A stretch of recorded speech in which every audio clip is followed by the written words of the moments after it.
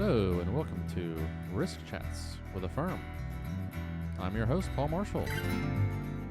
Today we're speaking with Dr. Ron Ross from NIST about cybersecurity, updates to some of the special publications, 837, 853, and we'll talk about in general the concerns that technology and cybersecurity bring to any organization and how you can follow NIST's frameworks to help you combat these risks.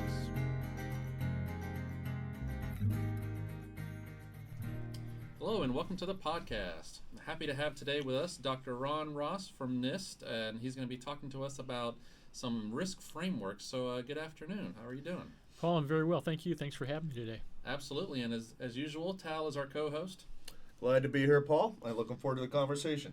Okay. Well, why don't we start off with Dr. Ross? Just give us a little bit of background about yourself and what you do. Sure.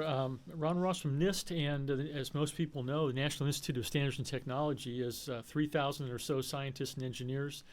We have a very diverse set of laboratories, from physics to chemistry to fire and building safety. I happen to be in the Information Technology Lab. That's where the home of our two cybersecurity divisions. We have a computer security division which works on the fundamentals of the cybersecurity, things like encryption, the FISMA publications, risk management frameworks, our controls. And then we have an applied cybersecurity division which takes those fundamentals and they apply them to the verticals, for example, healthcare, finance. We have a National Cybersecurity Center of Excellence working with industry to bring real problems into the NCCOE and then try to come up with cost-effective solutions that can help our citizens do a better job of protecting the information. Our primary focus on my team is the FISMA, the Federal Information Security Modernization Act of 2014, and we are charged at NIST of developing the standards and the guidelines that can help federal agencies comply with the law. And that legislation is actually an update from the 2003 original FISMA legislation. So that keeps us busy with many, many different standards and guidelines. And what we do on our team is only a small part of what the other cybersecurity groups do at NIST. We have a very large portfolio, lots of standards and guidelines on our website, csrc.nist.gov if anybody's looking. And we're just glad to be able to serve the people and do our jobs. Great. Well, let's just talk a little bit high level here, and then we'll get into some of the actual publications a little bit. But why don't you tell us, kind of from your perspective, just a general, why is risk management important, especially in this sort of tech revolution in the world and all the vulnerabilities that are out there these days? Yeah, it's a great question. I think risk management's been around since people have been walking the earth, so we've always been doing some form of risk management. And I think the thing that really energizes me with this new challenge of the technology revolution, we're literally living through the greatest revolution of technology ever. And, we've protected our country for the last 243 years in kinetic space through the military has kinetic weapons, the tanks, the ships and the personnel carriers and all the aircraft to defend the country in kinetic space. But today, this technology revolution has introduced a very new set of threat factors coming in cyberspace. And the fact that we're pushing computers into everything that matters, whether it's a pacemaker in your chest, it could be your automobile, which has hundreds of computers, not just controlling entertainment systems now, but actually controlling safety critical systems like brakes. Right. And you've got power plants and financial systems, and there's everything in the world, and we have now this whole new brave world of Internet of Things, the IoTs, where basically those computers are going down to the sensor level. And with all of that comes complexity. You have trillions of lines of software and code being written to drive these devices. Mm-hmm. You have billions of devices, from your things around the house to all of the things in the federal government and the Fortune 500 companies and your homes with Alexa and all that technology. And all of that complexity, all of that capability, very powerful capability, is all interconnected now through the internet. Right. And with that complexity comes a huge new set of not just known vulnerabilities, but vulnerabilities that are unknown, that are kind of hiding in that complexity. So how do you defend the country in the 21st century with cyber attacks and cyber warfare, where a lot of these things are hidden in that hardware and that software and complexity. That's what really makes this interesting and challenging, and that's really what drives our passion for risk management at NIST. So, and actually just a corollary to that, but, and it's not just cyber attacks, but, for your money and your things, right, but it's also just privacy in general, right? Well, we'll get into privacy later, but Yeah, that's we've elevated privacy to an equal status with cybersecurity. That FISMA really focused on cybersecurity. Mm-hmm. Privacy's been around a long time too. I think the first thing in the federal space was the Privacy Act of 1974. That goes back a long way. And of course, we have OMB policies, and there's a lot of work on privacy. We're building a privacy framework now at NIST that's going to be equivalent to our cybersecurity framework. So there's a huge effort, and it is critically important. When you think about the basic freedoms that we have in this country as being part of a great country that we are, it really depends on having good security and good privacy. And with our huge digital footprints today, you can't be off the grid anymore and operate in society. And so having good standards and guidance for security and privacy, making sure those are co-equal in their levels of importance, that's one of the things we'll get into later about how we're driving that privacy into all of our key FISMA publications. So they are co-equal, Right. and they're very critical in that regard. All right. So with your publications, what are the updates to the framework that you'd like to share with the listeners right now? What are the major changes? Well, we started this whole journey back in 2003 with the original FISMA legislation. Mm-hmm.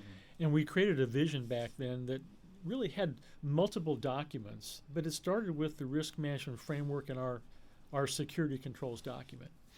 And the RMF initial, I call that RMF 1.0 because everything now has to be 1.0 or 2.0. That's Sure. the way we talk about things.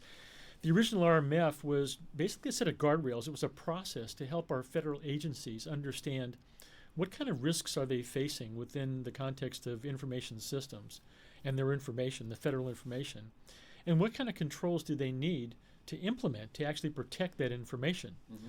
And then from that point on, we said after you've implemented those controls, how do we know that what you've done is effective? So we have the whole assessment regimen and all that. And then we come to this notion of risk-based decisions. We call it an authorization decision. Really all that is a senior leader understanding what the risks are and accepting those risks and then moving forward with the operations.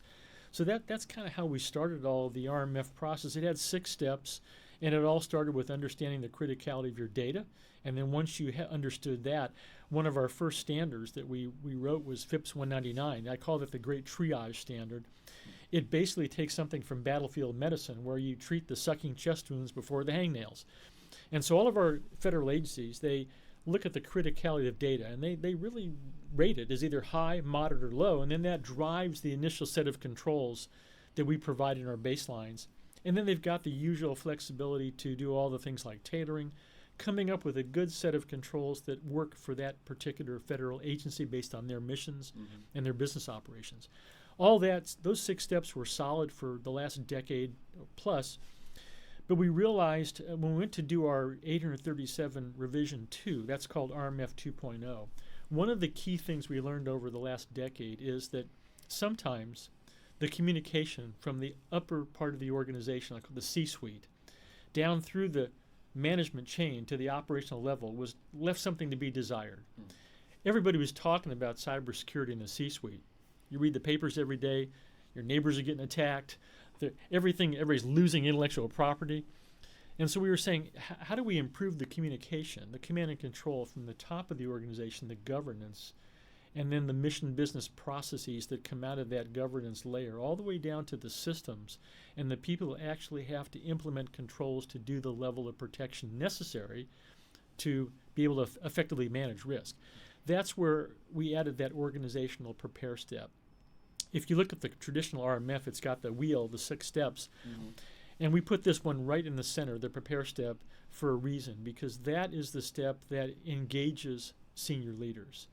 It gets and I talk about stakeholders. Those would be everybody from the secretary of the department, the federal agency, to their mission business owners and the bureaus. That's the level of interaction that we're trying to push to make sure that with cyber, since it's such a critical part of mission success, because we have total dependency on this technology, And if the technology fails, our missions are going to fail. So how do we get those folks in the room? Not so we can make the conversation about us as security people or privacy people. The conversation is always about mission and business success. And how do we bring that discussion to the boardroom and say, we're here to help you be successful, but in order for us to do that, you have to engage and tell us what's important to you from the mission perspective. And that's what that prepare step really is all about. It talks about risk management strategy. I think you might have some discussion later about that, the risk tolerance.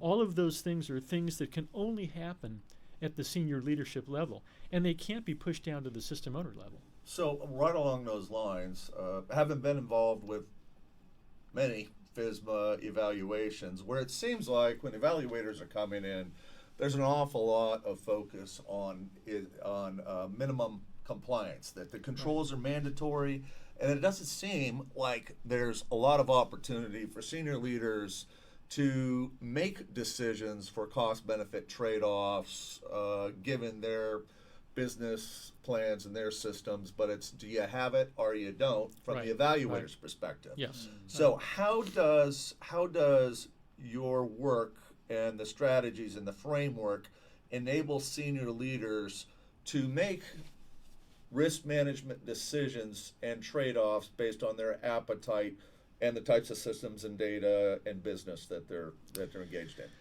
In RMF 2.0, we did something really important. In addition to integrating privacy into the framework and supply chain risk, we also decided that there needed to be another way to decide what security controls go into your systems.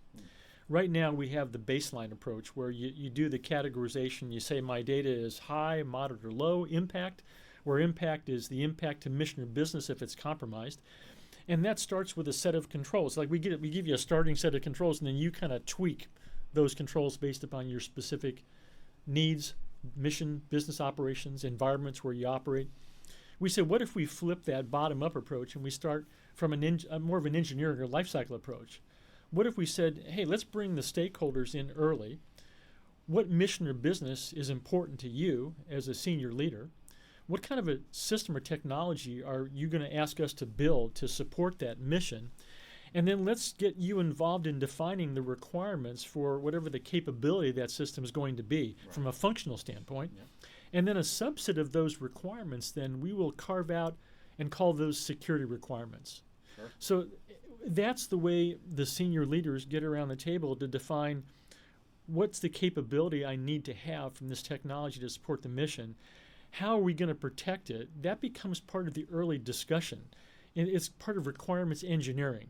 Some people might refer to it as a trade space discussion. You talked about, how much risk am I willing to take, and how much is it going to cost me to satisfy 100 security requirements versus 50? Where's that sweet spot? Right. And so that discussion takes place in a negotiated fashion.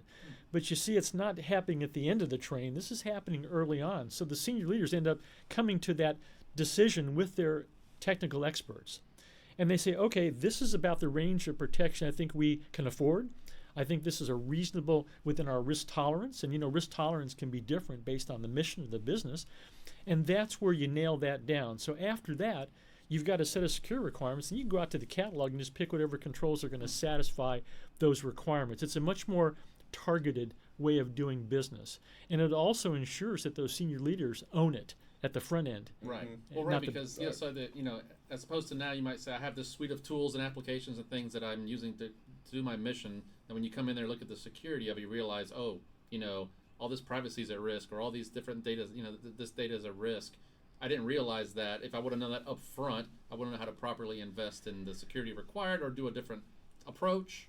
And it allows the ROI discussion to take place at an appropriate time. You can't, once the system has gone through the life cycle and you're getting ready to deploy that system so many times in the federal government, at the end of the process, they say, we need an ATO, an authorization to operate. And they say, well, we didn't start that early, so now we're going to go back and wait 6 or 9 months, and the odds of you getting that right after the fact are very, very low.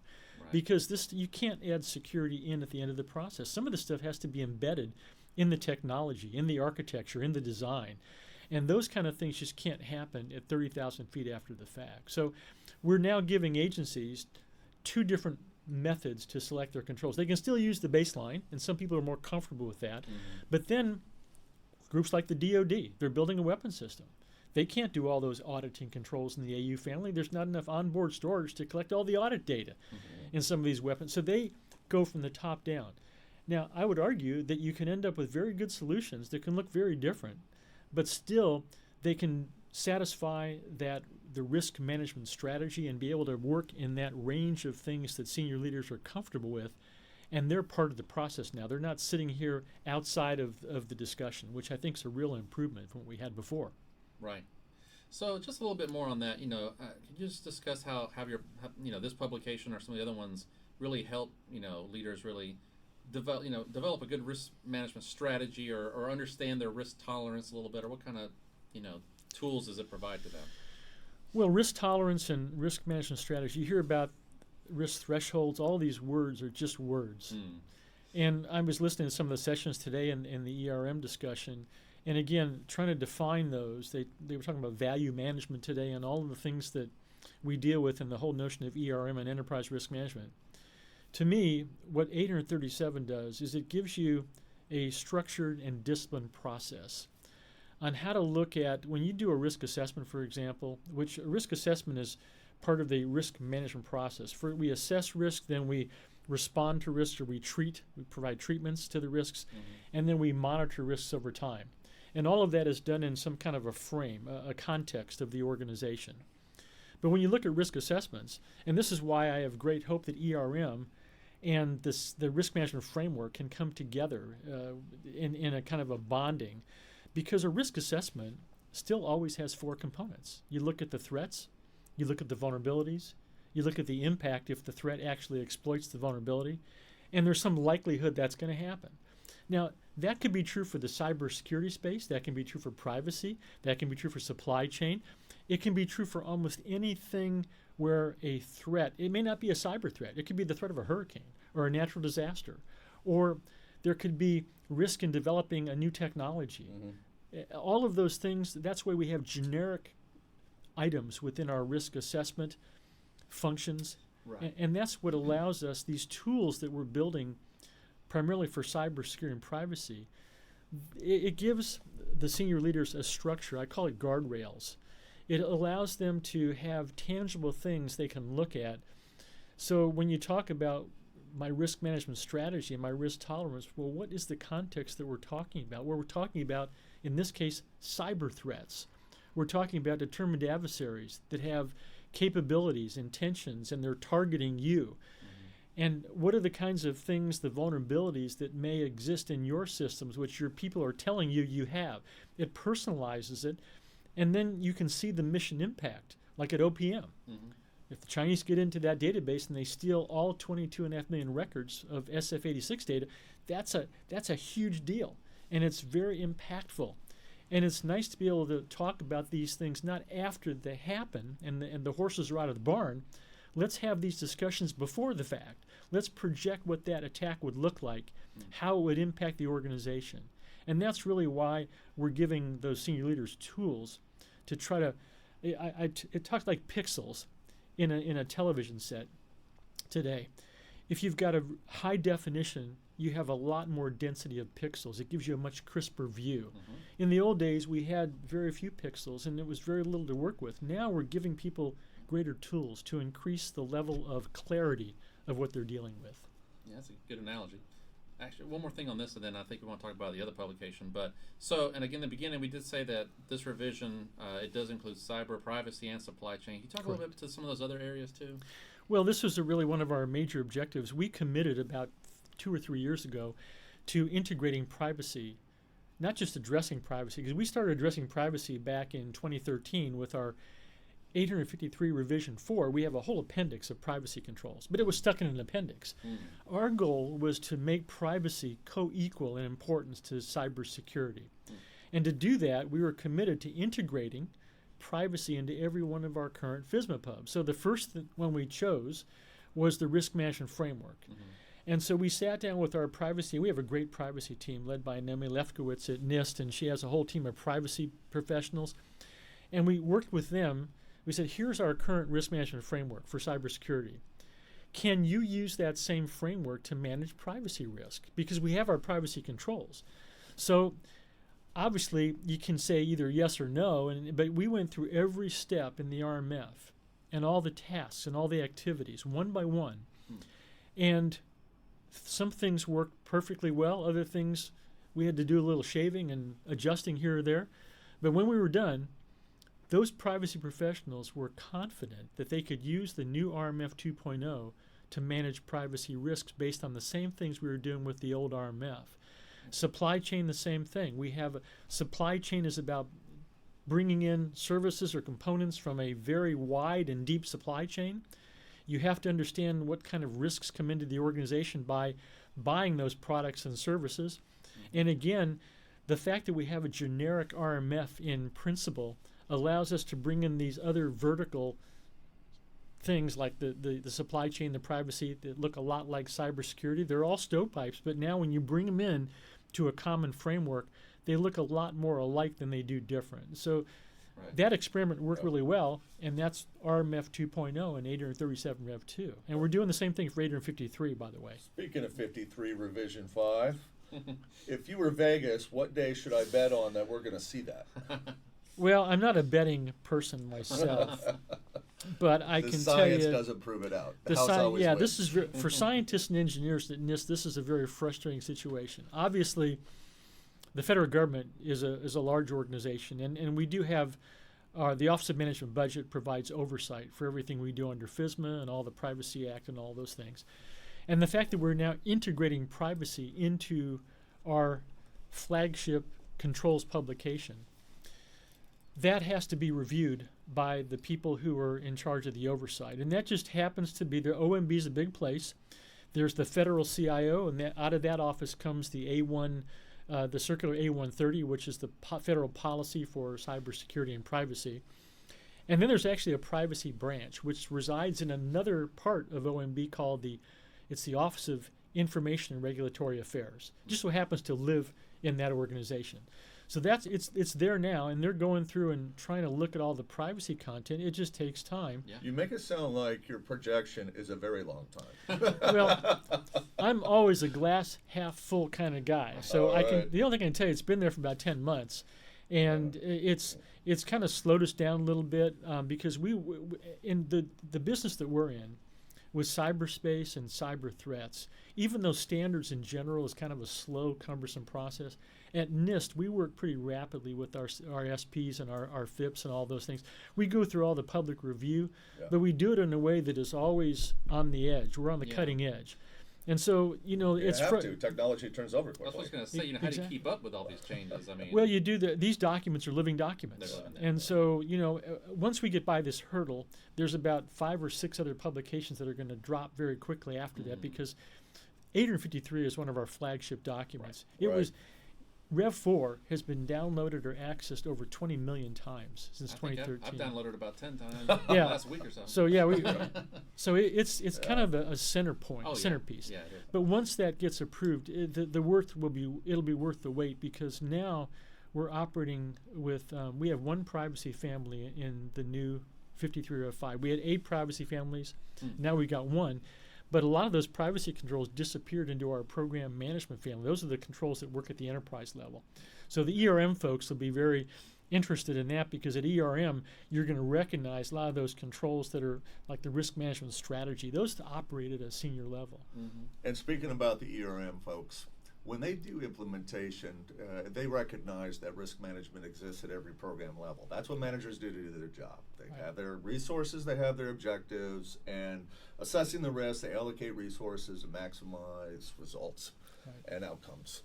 So as they're working throughout the different programs, they inevitably are going to have some contact with the CIO's office, and they come in and they're bringing their ERM framework, and they said, hey, CIO and CISO, we're going to be putting together an agency-wide profile of risk, and here's our risk management framework. It seems like most CISOs and CIOs will say, risk management?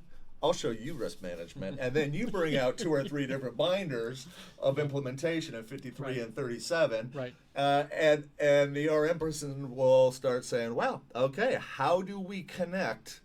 How do we connect what's happening in 853 and 837 with the enterprise level program? Because, well, you all have hundreds and potentially hundreds of risks that you have identified and assessed and prioritized and monitoring. The ERM profile does not want 400 CIO risks in it. Right. All right. So how do we make a juncture between effective CIO and CISO operations of risk management and make sure that those risks that are appropriate at the enterprise business performance level come up without having the ERM people try to bring down to the CISO something that is either redundant or it's just not necessary because of all the existing NIST requirements and risk management framework. So if you're a glass half empty guy, you're going to look at that as a train wreck. But if you're like me, glass half full guy, I'm going to look at that as an opportunity. And one of the things that we've done at NIST and our ERM folks, they recognize, since they live at NIST, and we do ERM at NIST writ large, and that's all the things that are ongoing in the last 2 or 3 years of developing and maturing that capability. They live in the same organization that develops the risk management framework. So they were very aware of all the things that you just mentioned, that the CISO and the CIO, that's part of the way they roll. That's how they've been doing business for the last 15 or so years. So how do you reconcile these two worlds? Well, one of the things I just talked about is we've been doing this grand experiment with the RMF, the risk management framework, which started with cybersecurity as a silo, and we're expanding our portfolio now, bringing in things like privacy and supply chain.